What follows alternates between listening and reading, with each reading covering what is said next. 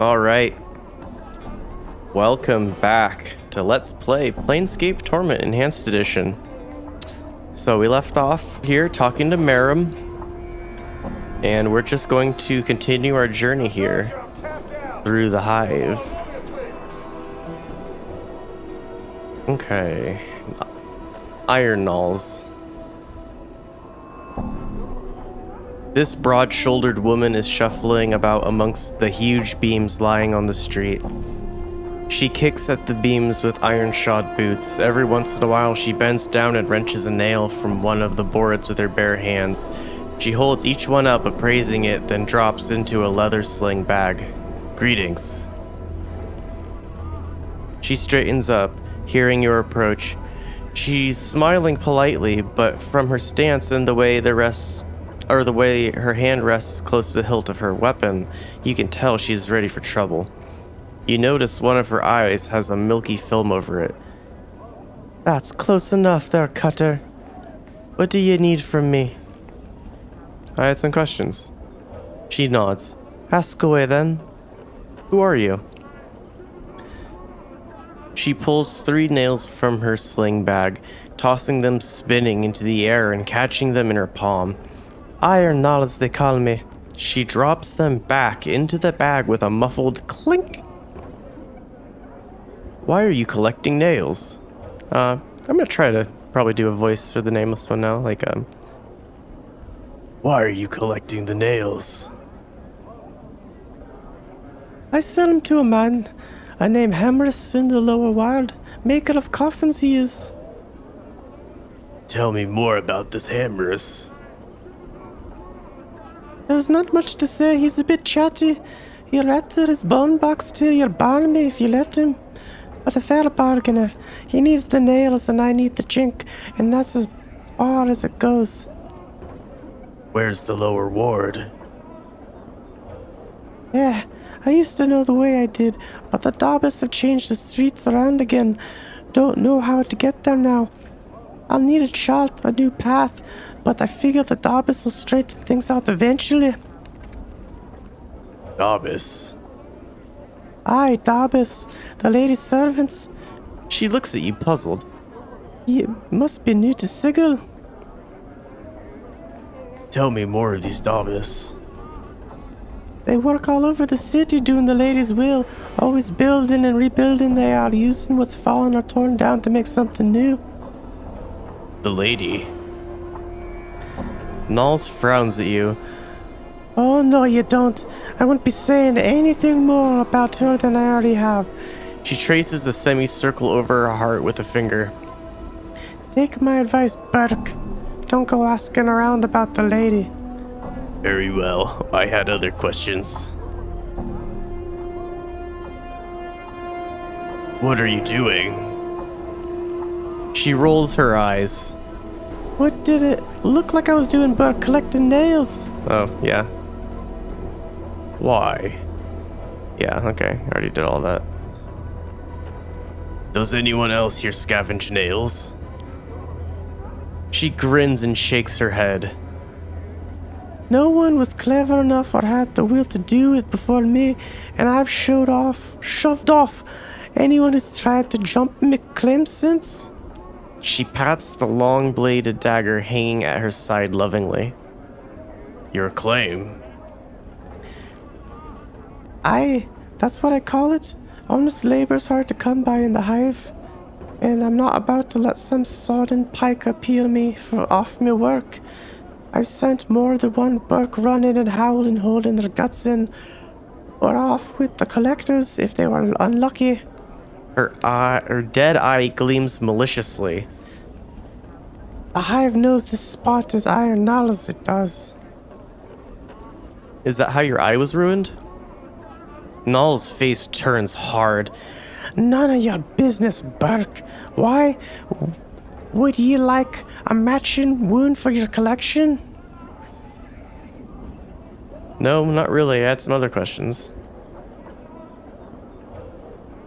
What can you tell me about this place? Look, Cutter, I've a lot of work to do.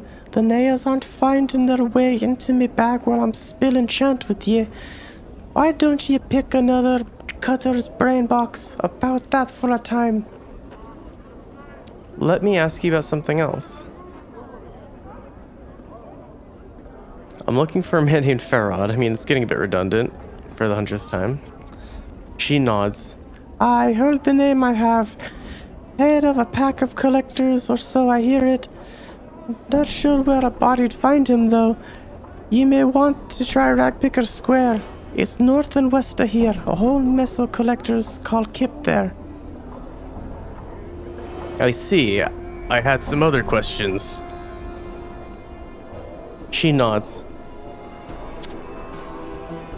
I'm looking for a journal I've lost. Have you seen one?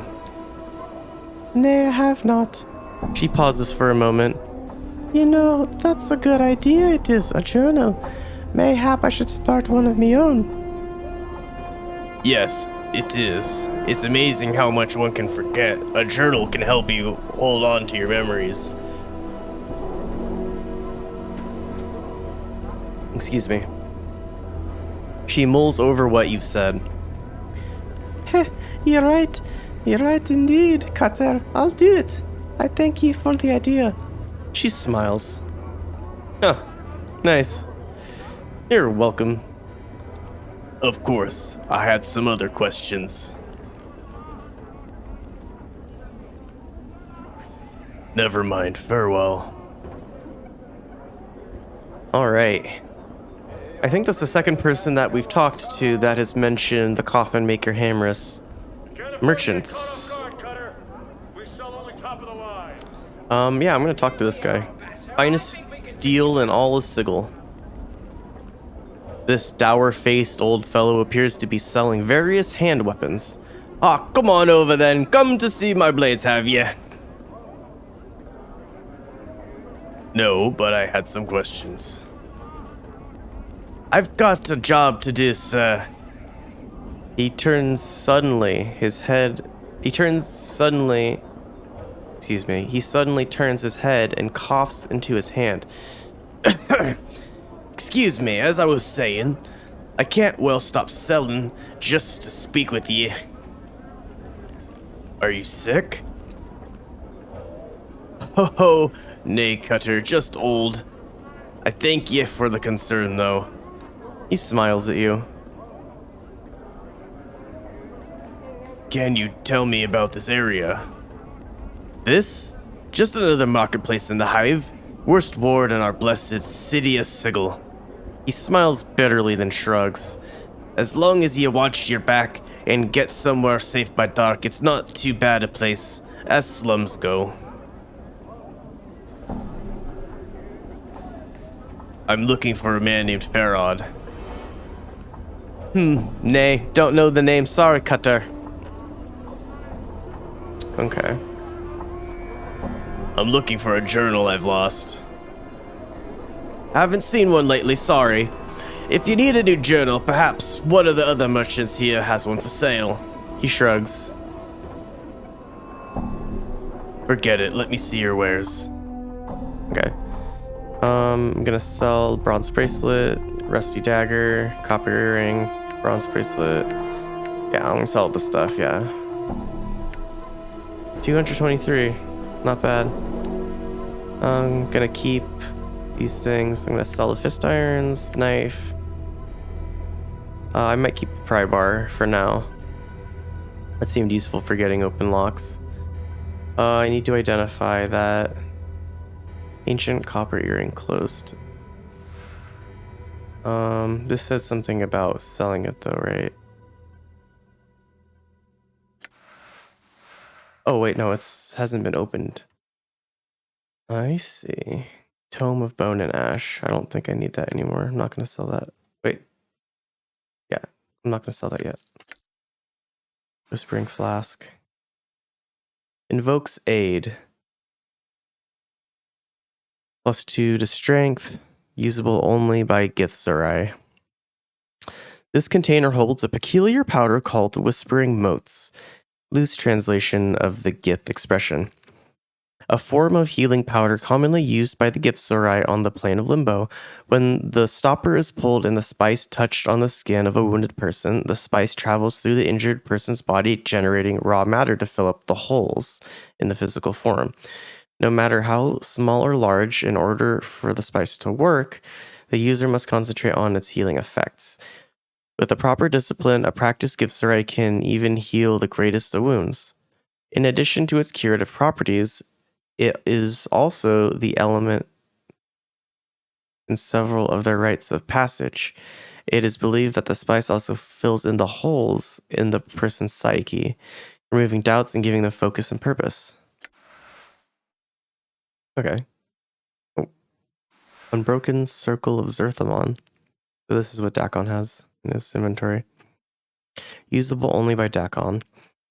This small round stone is the Unbroken Circle of Zerthamon. The Unbroken Circle is a Zerth religious text containing teachings of Zerthamon, the founder of the Githzerai people. The circle is made up of a series of interlocking circles that fold out from one another, depending on which branch the reader wishes to follow in the path of teachings. It is said that some Zerths spend years poring over the combinations of the plates, looking for new significance in the teachings. Dakon seems to use the text as a means of focusing his spellcasting abilities, or he pores over the tablet occasionally, memorizing the words. Oh, cool. Alrighty. I'd like to be able to sell that stuff. Oh yeah, and this stuff. Or wait, no, I'm saving that for, because it can teach you spells.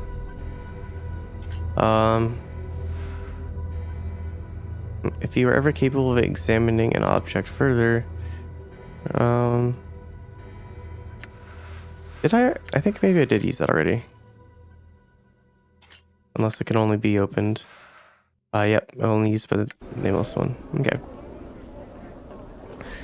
This copper earring looks extremely old. It looks like it was meant to be worn, but there doesn't seem to be a hook or any means of actually attaching it to your ear. There is a series of strange grooves on the inside of the earring, however. Insert your fingernail into the notch that matches where the triangle was pointing in, the fang circle you saw in zombie number 79's forehead. Yeah, that's from the mortuary. You hook your fingernail into the third groove from the top and press it inwards. As you do, there is a click, and the top of the earring snaps open. Not only can you wear the earring now, it also looks like there is a secret compartment inside the earring. Shake the earring, see if anything comes out. You shake the earring, but nothing comes out. Whatever was hidden in the earring is gone now. Note: discovering the latch to the earring will now allow you to wear it. In addition, the secret compartment may make the earring more valuable to a merchant. Put the earring away. Yeah. I thought I did that for some reason already. Maybe it was like I had to re-record an episode and I forgot to redo that or something. Ancient copper earring. Yes. Sell. I don't want that. Okay, I do have more stuff to sell, but I'm gonna talk to these other merchants, see if they'll accept my other items. This older merchant has a worldly look to him. His deep voice is gentle but confident. Ah, hello there. Are you ready to sample some of the most delectable treats from across the plains, my good man? What do you have? All manner of delicacies to delight your palate, my good man. Arborian fire sea, Scarbar root, Elysian pearls, or pears, crimson lotus petals, Bitopian shepherd's bread, shift spice from the chaos of limbo, and sea plums are what I have at the moment. Merely 5 coppers for a taste of anything you'd like. Ask about something's taste. What do the fire seeds taste like? I can only suggest that you try it, my good man, and see for yourself. Okay. I have some other questions. Okay. He shakes his head. Then I advise you to seek answers elsewhere, sir. I deal only in exotic foodstuffs, spices, and herbs, and have time nor care for little else. In that case, what do you have? Okay. Ask about something's taste again, I guess? What does bar root taste like? Okay, he's just gonna tell me to taste everything, isn't he? Yeah, why does it give you all the options to ask if that's all he says? Purchase something. I'll try some fire seeds. Don't swallow them, simply spit them out when they've finished tingling. He smiles and offers you a handful of small red seeds. Pop them into your mouth. The seeds, sweet and tasting faintly of cinnamon, become warm and tingle in your mouth. It takes a moment for you to realize that they've actually burst into flame. Soon, however, the sensation dies out and you spit them into the gutter. Let me try something else. I'll try a garbar root. He offers a small brown cube of what looks to be a rubbery vegetable matter. It is quite chewy. Do not swallow it, but spit it out when it no longer has taste. Pop it into your mouth. The root, initially quite hard and difficult to chew, has a sweet, syrupy taste. Soon it becomes soft and gummy, and you find yourself merrily smacking away. Eventually, though, the flavor dies off and you spit the gooey brown wad into the gutter.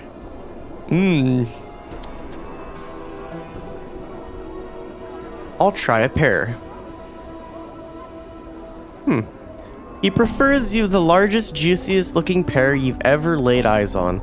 These are my favorites. The old merchant chuckles. So sweet, reminds me of my youth. Eat the pear. There is nothing supernatural about this pear's flavor, but it may well be the best you've ever had. Yum, Elysian pear. I'll try some petals. The old man offers what looks like a small brownish red flakes. Upon closer inspection, they are revealed to be dried flower petals. These can make you a bit dizzy, my good man, so take care once you've eaten them. The petals melt quickly on your tongue, leaving behind an odd but not quite unpleasant aftertaste that you can't quite place. Despite the old merchant's warning, however, you don't feel the slightest bit disoriented. He seems slightly disappointed to see it has no effect on you. Huh. Let's see. I'll try some bread. He offers you 2 thick slices of spiced nut bread. They are very aromatic, smelling of carrots and almond. Eat the bread. The bread tastes much as you had expected of carrots and almonds. It is slightly sweet and light, leaving you hungry for more of the stuff. That sounds tasty to me. TBH. I'll try the shift spice. He dangles a tiny paper packet before you. Wet your fingertip and place it into the spice. Then simply lick it from your finger. Schfinger? Each dip should taste slightly different. Ooh. Back on. The spice may taste of whatever one would like. It is little more than a matter of concentration and willpower to bend its flavor to one's whim. Cool. Try some. Huh.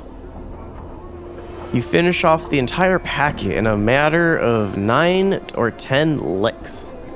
As promised, each taste provided you a different flavor. Neato. I'll try a sea plum. He hands you a small plum of an odd blue-green color. Don't worry, they're pitless. Eat the whole of it. Eat the sea plum. The plum's rind is slightly bitter and extremely sour, enough to make one grimace and shudder. But the fruit's meat is remarkably sweet. Eaten together, They complement each other well. Something else? Nothing for me. Okay. Wait, no. Yum. The snacks I've desired have been found. We have the best blades in town. Casa Jai. This toothless old crone reeks of fish and brine. Spying your approach, she gives you a wide pink smile. Fish, my child, fish heads mayhap. Child? Hardly. Oh, yes, yes, but a child ye are, to my years. Heh, youngsters. I believe you're mistaken. Take a closer look. Excuse me. She shuffles up to you. The fish stink is nearly overpowering.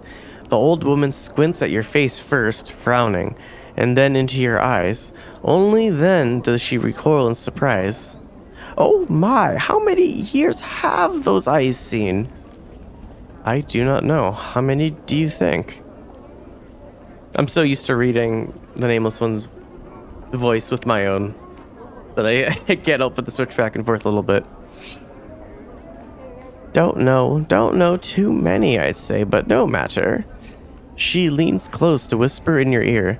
It won't do to rattle the passerby. Let's keep it our little secret. She resumes her normal tone of voice. So, fish, my child? Hee. She pokes you in the belly. What are you offering exactly? Why, fish, my silly child. Fish of all sorts, and fish heads for those too short of jink for the whole ones. Teeny tiny fish heads, hee. Where do the fish come from? They are brought from Sigil from all over the plains, my boy. Would you like some? I sell only the heads, should ye be short on jink. I don't need fish, but I had some questions. She shakes her head a little, her little wrinkled head. No answers have I, only fish. Very well. What do you have to offer exactly? Okay. So, I've no need for fish or their heads for that matter. Farewell. Yes, Coral. You see a spindly-looking merchant with a brush of gray and red stubble across his chin. He wears several layers of brightly colored robes, so much so that he looks like a flag with arms and legs. He is shaking slightly as you watch. Greetings. I guess, Coral. He bows and spreads his trembling hands. As he does, you notice his hands and forearms are a twisted mass of black scar tissue, as if they were once badly burned. How did you hurt your hands? Coral doesn't seem to have heard you. He answers only with his spiel, delivered in the same flat monotone. Coral buy cloth, sell cloth, wash cloth, mend cloth, and... He gestures at his layers of clothing with his shaking hands. Wear cloth. Can I see what you have? Or can I see what you have? Wow. My brain is potato salad today. Rags, bandages, needle, and thread. I don't need that. I must rest. I'm gonna talk to him again. Oh, Dakon still needs to rest. I'm sorry, Dakon. How did you hurt your hands? I asked, how did you hurt your hands? Coral's monotone breaks. Coral, but buy cloth, sell cloth, but wash cloth, mend cloth, and... He gestures at himself again, but his hands are shaking so badly that he cannot even finish. Never mind. Can I see what you have? Yeah, no. Merchants. Let's see here. I want to talk to this merchant here.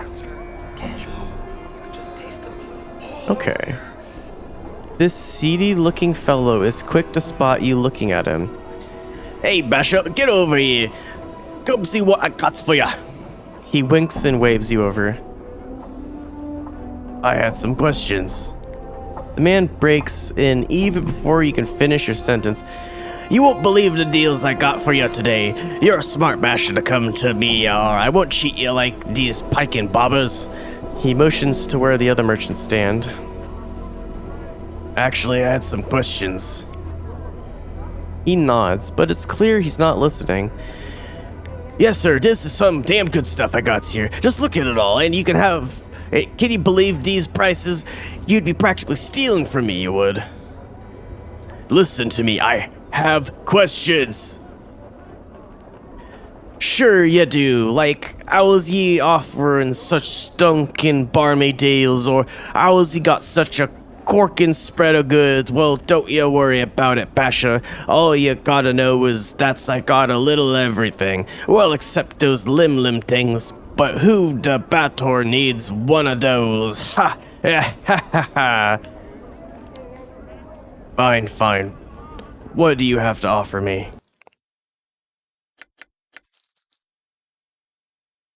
Cool, I could sell those. Excellent. Ding dong. Okay. Let's see here. Sorry about that. Got a ring ding. Triangle necklace. Yes, I wanted to identify that. What? Can I not identify that? Huh. Well, let's see what he has to sell. Let's see. We have 840 coppers. When did we get all that money again? Clot charm. I believe these are, yeah, healing and resistance. Oh, blood charm just gives straight up healing. Wait, 18 hit points for 36. How much does heart charm do? 27. Oh, reduces fatigue and even more resistances to slashing and piercing. I'm gonna just straight up buy 10 of those. I feel like it might be worth it. Scroll of Luck. Fortune, Chance, Kismet, whatever its name, this spell grants a boost in one's luck for a short duration. This spell grants a 2 to 8 point bonus to the target's luck for 5 seconds per level of the caster. This bonus increases the chance of success in various efforts, such as attacking, thieving skills, saving throws, and the like. Okay. 2 to 8 points. Actually seems pretty good. Blur. The blurring of form and spirit causes one to be hard to see or touch, granting a great advantage in battle. Blur causes the wizard's form to shift and blur, making it much more difficult to attack the caster. It causes all incoming attacks to be made at a -3 penalty and grants the wizard +1 on all saving throws.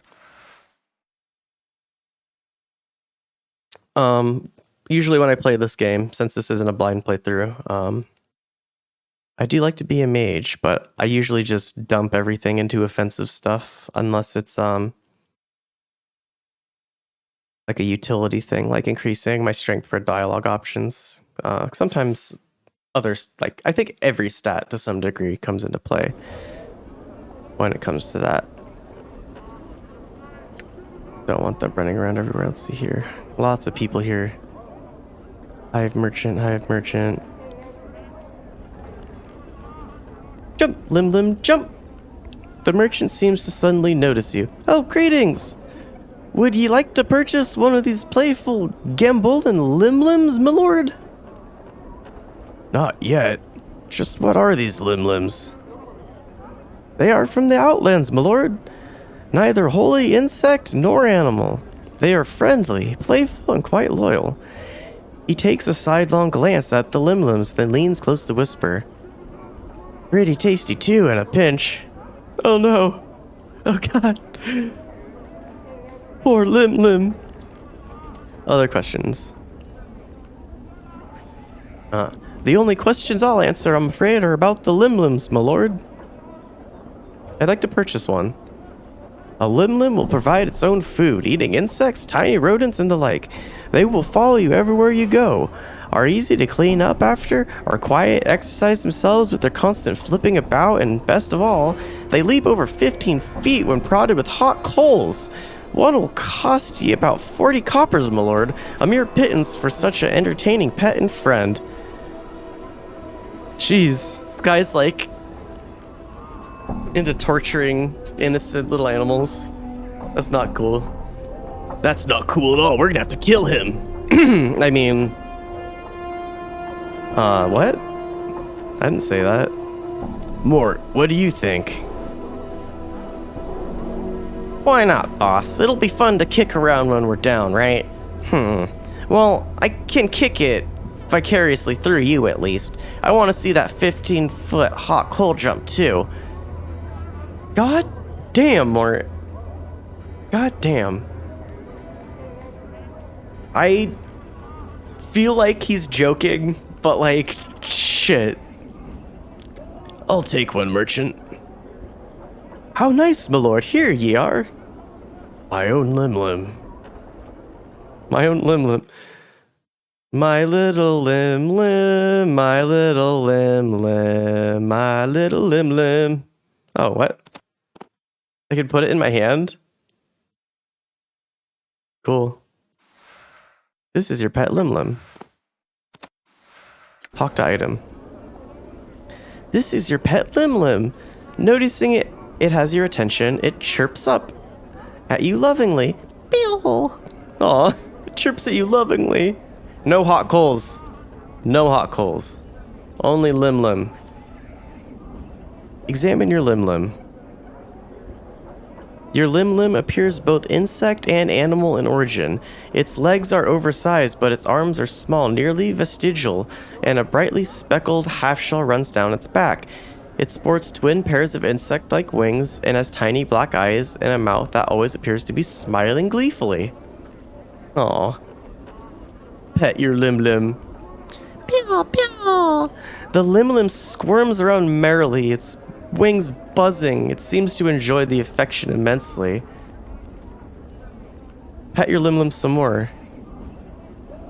Pet it. Pet it. Okay. Stop playing with your Lim Lim for now. Okay. Just gonna put my Lim Lim back into my hand just so I can carry it everywhere. I had to carry my poor little Lim Lim around. I had to save it from this asshole. I bet everybody here will be pissed if I tried to kill this guy. But I cannot stand by while he abuses these poor innocent creatures. We'll see.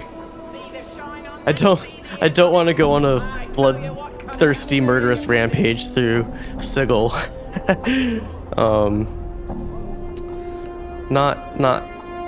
not the time, not yet. I mean, I'm probably not gonna do that. Anywho, thank you so much everyone for watching. This has been Rolls and Rockets. Have a wonderful time. Bye bye.